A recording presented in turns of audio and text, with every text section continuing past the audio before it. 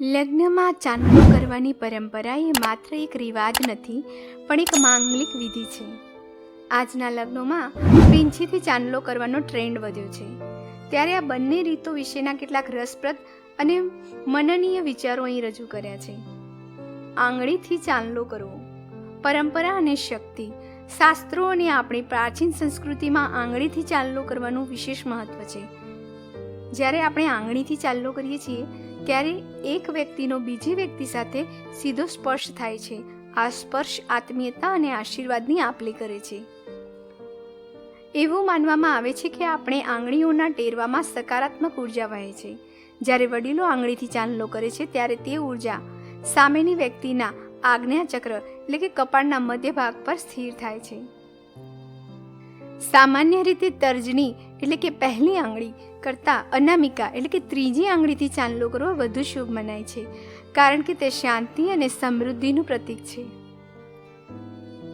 પીંછીથી ચાંદલો કરવો. આજના સમયમાં હાઇજીન અને દેખાવાને કારણે પીંછીનો ઉપયોગ વધ્યો છે. પીંછીથી ચાંદલો એકદમ ગોળ અને વ્યવસ્થિત થાય છે. ફોટામાં તે ખૂબ સુંદર દેખાય છે, તેથી આજની પેઢી તેને વધુ પસંદ કરે છે. લગ્નમાં સેંકડો લોકો ચાંદલો કરવાનો હોય ત્યારે પીંછીનો ઉપયોગ વધુ હાઇજેનિક લાગે છે કે વારંવાર એક જ આંગળીનો ઉપયોગ બધાના કપાળ પર થતો નથી. મેકઅપની જાળવણી, ખાસ કરીને બહેનો માટે પીંછીથી કરેલો નાનો અને સુઘડ ચાંદલો તેમના મેકઅપને બગાડતો નથી. તો કઈ રીત વધુ સારી? જો આપણે ભાવના અને સંસ્કારની દ્રષ્ટિએ જોઈએ તો આંગળીથી કરેલો ચાંદલો સર્વોત્તમ છે. તેમાં એક વડીલનો પ્રેમ અને હૂંફ વર કન્યા સુધી પહોંચે છે. પીંછીમાં ગમે તેટલી સુંદરતા હોય, પણ આંગળીના સ્પર્શથી જે આશીર્વાદની અનુભૂતિ છે તે પીંછીમાં નથી આવતી.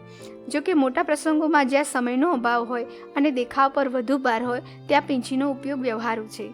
ટૂંકમાં કહીએ તો જો ઘરના નજીકના વડીલો આશીર્વાદ આપતા હોય તો આંગળીનો જ ઉપયોગ કરવો જોઈએ.